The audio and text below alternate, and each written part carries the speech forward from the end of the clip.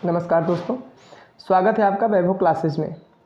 आज हम कक्षा 10 की बोर्ड परीक्षा जिसका पेपर कोड 801 AA है, जो कक्षा 10 की हिंदी का पेपर है, आज 24 मार्च जो एग्ज़ाम हुआ है इस पेपर का रिव्यू में लेके आया हूँ। इसमें मैं जितने संभव उत्तर हैं मैं आपको बताने का प्रयास करता हूँ। आइए देखते हैं। इसका पहला प्रश्न है, निम्नलिखित में से कोई एक कथन सही है, उसे पहचान कर लिखिए। इसमें 4 ऑप्शन है, इसमें से कोई एक ही सही उसको पहचान कर लिखना है। तो इसमें सही ऑप्शन है मुंशी प्रेमचंद का गोदान प्रसिद्ध उपन्यास है, यही ऑप्शन इसका सही है, बाकी इसके सभी ऑप्शंस गलत हैं।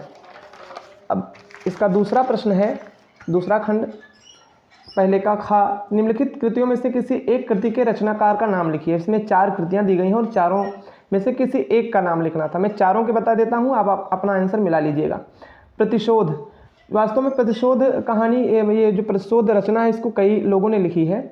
तो इसको एक वीर सावरकर की भी रचना है प्रतिशोध, रामकुमार वर्मा की एक एकांकी भी है प्रतिशोध, और मैथिली शरण गुप्त की भी रचना प्रतिशोध ही है। दूसरा है भूले बिसरे चित्र, ये रचना भगवती चरण वर्मा की है। आवारा मसीहा बहुत ही फेमस है ये रचना, ये उपन्यास है, विष्णु प्रभाकर जी का है। और ठूठा आम, ये भगवत शरण उपाध्याय की रचना है। लहरों का राजहंस किस विधा पर आधारित रचना है, तो ये रचना नाटक है, मोहन राकेश का नाटक है ये, इसकी विधा है नाटक। जय पराजय रचना के लेखक का नाम बताना था, तो इसके लेखक है उपेंद्र नाथ अश्क, और ये नाटक है, उपेंद्र नाथ अश्क का लिखा नाटक है। राजेंद्र यादव की प्रतीक्षा किस विधा पर आधारित रचना पूछी गई थी, तो ये कहानी विधा है राजेंद्र यादव की, प्रतीक्षा कहानी है। रीतिकाल के 2 प्रमुख कवियों के नाम लिखने थे, तो इस रीतिकाल के प्रमुख कवियों में भूषण आते हैं, केशव आते हैं और बिहारी आते हैं, और भी बहुत से कवि हैं, लेकिन भूषण, केशव, बिहारी हैं। अब भूषण की एक रचना शिवा बावली है, और केशव की एक रचना हमने लिख दी है रसिक प्रिया, इनकी रचना रसिक प्रिया, और कवि प्रिया भी इनकी रचना है। और बिहारी की सिर्फ एक ही रचना मिलती है, वो है बिहारी सतसई। छायावादी युग की किन्हीं 2 प्रवृत्तियों का उल्लेख करना था, तो छायावादी युग में जो कल्पना की प्रधानता थी और इसमें प्रकृति का प्रेम अधिकतर दिखाया गया, इसमें रहस्यवाद भी था। यानी छायावाद नाम से स्पष्ट हो जाता है, इसमें रहस्यवाद, छायावाद अर्थात कल्पना की प्रधानता थी। तो इसकी 2 प्रवृत्तियाँ हो गई। इसके अलावा आपने और भी अगर जो भी लिखी होंगी वो भी सही हैं। अब खुशबू के शिलालेख किस युग की रचना है, तो ये नई कविता युग की रचना है खुशबू के शिलालेख। फिर एक प्रश्न था कि निम्नलिखित गद्यांशों में से किसी एक के नीचे दिए गए प्रश्नों के उत्तर लिखिए। एक गद्यांश दिया गया था और इसका संदर्भ भी लिखना है, तो उपयुक्त गद्यांश का संदर्भ लिखिए। व्याख्या आपने अपने हिसाब से लिखी होगी, इसलिए मैं व्याख्या नहीं बताऊंगा। तो संदर्भ इसका ही मित्रता पाठ का है और इसके लेखक रामचंद्र शुक्ल हैं। तो आपने इसका गद्यांश इस प्रकार लिखा हो, इसका संदर्भ लिखा होगा कि प्रस्तुत गद्यांश हमारी हिंदी की पाठ्य पुस्तक के मित्रता नामक पाठ से लिया गया, इसके लेखक आचार्य रामचंद्र शुक्ल जी हैं। फिर अगला प्रश्न है कि इसी में से दूसरा खंड करना था अथवा लगा के, आज विज्ञान मनुष्यों के हाथों अद्भुत और अतुल शक्ति दे रहा है, ये गद्यांश पूरा है, आप देख लीजिए। फिर इसका संदर्भ बताना था इसका, तो ये भारतीय संस्कृति नामक पाठ से लिया गया है और इसके लेखक डॉक्टर राजेंद्र प्रसाद जी हैं। व्याख्या आपने स्वयं लिखी होगी। अब आपने का या खा में से कौन सा खंड किया है, यह आप पर डिपेंड करता है, जो अभी आपको आता रहा हो। फिर अगला है कि निम्नलिखित पद्यांशों में से किसी एक की संदर्भ सहित व्याख्या कीजिए। बड़ा अच्छा प्रश्न आया था ये और बहुत ही आसान भी था। मानुष हो तो वही रसखान, ये पद्य था। तो ये रसखान, इसके लेखक रसखान है और हमारी हिंदी की पाठ्य पुस्तक से में संकलित सवैया नामक शीर्षक कविता से लिया गया है और इसके लेखक रसखान जी हैं। और फिर अगला है विश्वत रेखा का वासी, जो अगर आपने इसकी व्याख्या की होगी तो इसका संदर्भ देख लीजिए। ये प्रस्तुत पद्यांश हमारी हिंदी की पाठ्य पुस्तक के स्वदेश प्रेम नामक शीर्षक कविता से लिया गया है और इसके रचयिता रामनरेश त्रिपाठी जी हैं। फिर आया था जीवन परिचय, 3 लेखक इसमें दिए गए थे, जयशंकर प्रसाद, राजेंद्र प्रसाद और भगवत शरण उपाध्याय। आपने जो भी लिखा हो ये आप पर डिपेंड करता है। फिर इसमें से तुलसीदास जी को मैंने बताया भी था कि ये अक्सर आते रहते हैं, तो तुलसीदास जी भी आए थे, महादेव वर्मा, सुमित्रानंद, सुभद्रा कुमार चौहान, जो भी आपने लिखा हो। फिर उसके बाद निम्नलिखित का संदर्भ सहित हिंदी में अनुवाद कीजिए। तो इसका संदर्भ मैं बताया दे रहा हूँ, अनुवाद भी प्रयास करूँगा, बता दूँ आपको। तो ये संदर्भ इसका है कि निम्नलिखित संस्कृत गद्यांश हमारी हिंदी की पाठ्य पुस्तक के भारतीय संस्कृति नामक पाठ से लिया गया है और इसका अस्माकं संस्कृति सदा गतिशीला वर्तते, हमारी संस्कृति हमेशा से गतिशील रही है। मानव जीवनम संस्कृतुम ऐसा यथा समयम नवाम नवाम विचारधाराम स्वीकारो होती, मानव जीवन को संस्कारित करने के लिए इसने समय समय पर नई नई विचारधाराओं को स्वीकार किया है। नवाम शक्तिम च प्राप्नुति, और नई नई शक्तियों को भी प्राप्त किया है, प्राप्त करती है। अत्र दुराग्रह नास्ति, इसमें कोई दुराग्रह नहीं है। यत युक्त युक्तम कल्याणकारी च तदत्र सहर्षम गृहीत भवति, इसमें कोई दुराग्रह नहीं है कि यह समय समय पर कल्याणकारी हुई है और जिसको और कल्याण को सहर्ष स्वीकार करती है और मानव के कल्याण को सहर्ष इसने ग्रहण भी किया है। एतस्याः गतिशीलतायाः रहस्यम मानव जीवन से शाश्वत मूल्येषु निहितम, इसकी गतिशीलता में ही मानव जीवन का रहस्य और शाश्वत मूल भी निहित है।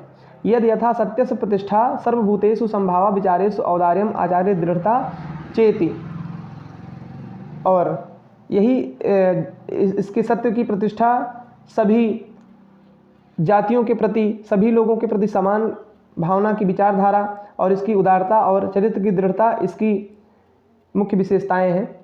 अब ये था या फिर अथवा करके था, सार्था प्रवसतो मित्रम भार्या मित्रम गृह सतः आतुरस्य भिषंग मित्रम दानम मित्रम मनुष्यता, इसका अर्थ लिखना था। अथवा लगा के चाहे आप इस गद्यांश का लिखते, चाहे इसका इस श्लोक का लिखते। तो प्रवास में मित्र साथी होता है, घर में मित्र आपकी पत्नी यानी भार्या होती है, और रोगी का मित्र वैद्य होता है, और मरने वाले का मित्र उसके द्वारा किया गया दान होता है, इसका अर्थ हो गया। फिर अपनी पाठ्य पुस्तक से कंठस्थ किया श्लोक लिखना था, जो भी आपने लिखा हो।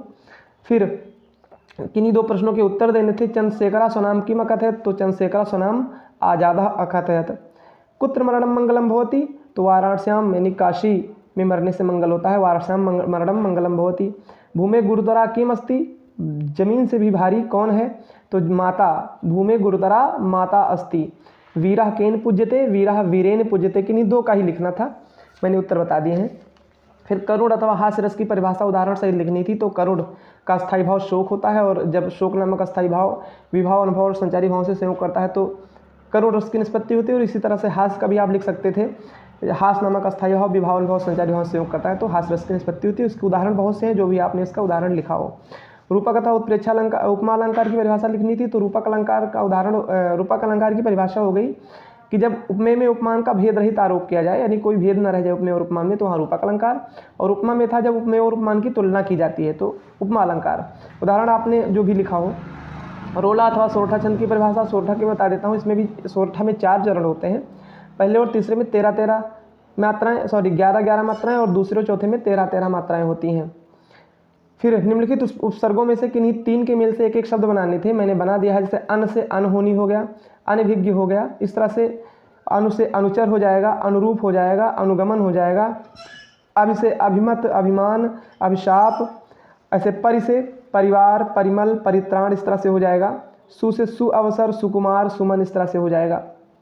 फिर और भी अपने हिसाब से जो लिखा हो, किन्हीं 3 का ही लिखना था, एक एक। फिर निम्नलिखित में से किन्हीं 2 प्रत्ययों का प्रयोग करके एक एक शब्द बनाने थे, मैं सबका बता दे रहा हूँ जो भी आपने बनाया हो। जैसे महत्व से त्वा प्रत्यय से महत्व हो गया, अपनत्व हो गया, घनत्व हो गया।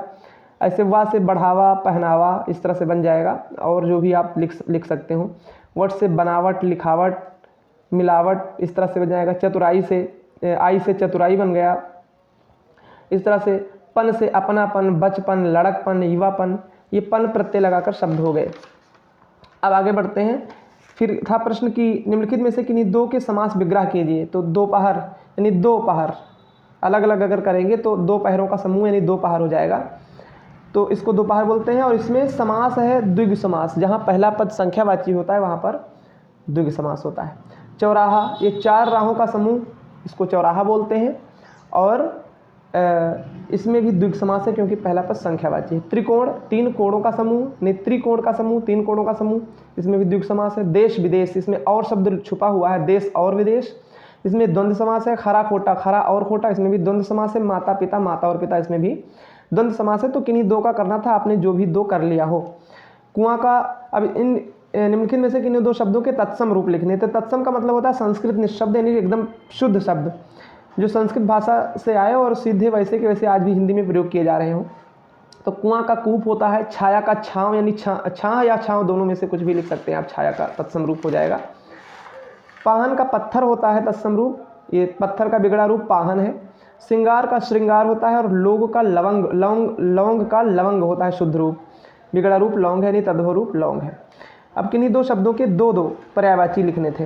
जैसे कमल का नीरज, जलज, अंबुज, वारिज तोयज इस तरह से कमल का हो जाएगा। क्रोध का गुस्सा होता है, कोप होता है। दिन का होता है दिवस, वार, दो मैंने लिख दिए हैं। नदी का सरिता, तटनी, तरनी ये सब होता है नदी का। पक्षी का विहग होता है, खग होता है, चिड़िया होता है, इस तरह से। अब संधि पे आते हैं। तो संधि पूछी गई थी, संधि का नाम भी लिखना था संधि करके। तो मनु और अंतर मिल करके मनवंतर हो जाएगा, उ और आ मिल करके वा बन जाता है। तो ये होता है यण संधि का फार्मूला है, यानी यण संधि होती है इसमें। आदि और अंत मिलकर के आद्यंत हो जाएगा, इसमें भी यण संधि। इति और उक्ता मिलकर के इत्युक्ता हो जाएगा, ये भी यण संधि। और पितृधन आकृति मिलकर के पित्राकृति हो जाएगा, ये भी यण संधि। जितने भी एग्जाम्पल, जितने भी इसमें पूछे गए सब यण संधि ही है, और इसमें संधि मैंने कर दिया। आप अपने उत्तर को इससे मिला सकते हैं। फिर आगे बढ़ते हैं और अगला प्रश्न है, निम्नलिखित शब्दों के पंचमी विभक्ति द्विवचन का रूप लिखिए। तो मति अथवा नदी का लिखना था। तो मति का पंचमी विभक्ति द्विवचन होगा मतिभ्याम। इसी तरह से नदी का पंचमी विभक्ति द्विवचन होगा नदीभ्याम। फल का होगा फलाभ्याम और मधु का होगा मधुभ्याम। जो भी आपने लिखा हो किसी एक का ही, दोनों का लिखना था। मति अथवा नदी में से कोई एक और फल अथवा मधु में से कोई एक। आप अपने उत्तरों को इससे मिला सकते हैं। निम्नलिखित में से किन्हीं दो की धातु लकार पुरुष तथा वचन का उल्लेख करना था। तो अहसाव ये हस धातु का रूप है, और लंग लकार है उत्तम पुरुष का द्विवचन रूप है। आप अपने उत्तर को इससे मिला लें। पठिष्यामि ये पट धातु है, लिट लकार उत्तम पुरुष और एक वचन है। हसेयु ये विधिलिंग लकार है, चाहिए के अर्थ में होता है, प्रथम पुरुष का बहुवचन रूप है। अपठत ये पठ धातु का है, लंग लकार है। मैंने इसमें पुरुष और वचन नहीं लिखा है, मैं पुरुष और वचन भी बता देता हूँ आपको। ये अपठत, लंग लकार, पट धातु, प्रथम पुरुष और ये एक वचन है, यानी प्रथम पुरुष एक वचन। ये प्रथम पुरुष एक वचन हो गया। अब आगे बढ़ते हैं और निम्नलिखित में से किन्हीं दो वाक्यों का संस्कृत में अनुवाद कीजिए। हमें अपने कर्तव्य का पालन करना चाहिए। वयम स्वकर्तव्यस्य पालयेम। विनय मनुष्य का आभूषण है। तो विनय मनुष्याणाम आभूषणम अस्ति। भारतीय संस्कृति उदार और गतिशील है। भारतीय संस्कृति उदारा गतिशीला च अस्ति।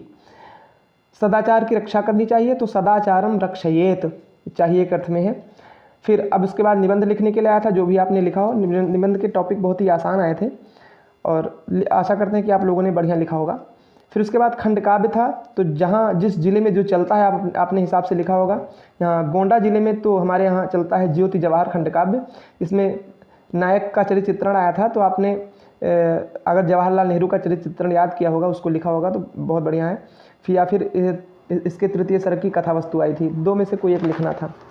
इस तरह से पेपर का पूरा रिव्यू कंप्लीट हुआ और आशा करते हैं वीडियो आपको पसंद आया होगा। और आने वाले जो भी पेपर्स हैं मैं सभी का रिव्यूज़ में दूंगा, तो आप चैनल को सब्सक्राइब कर लें ताकि दूसरे पेपर्स के रिव्यू आपको मिल सकें।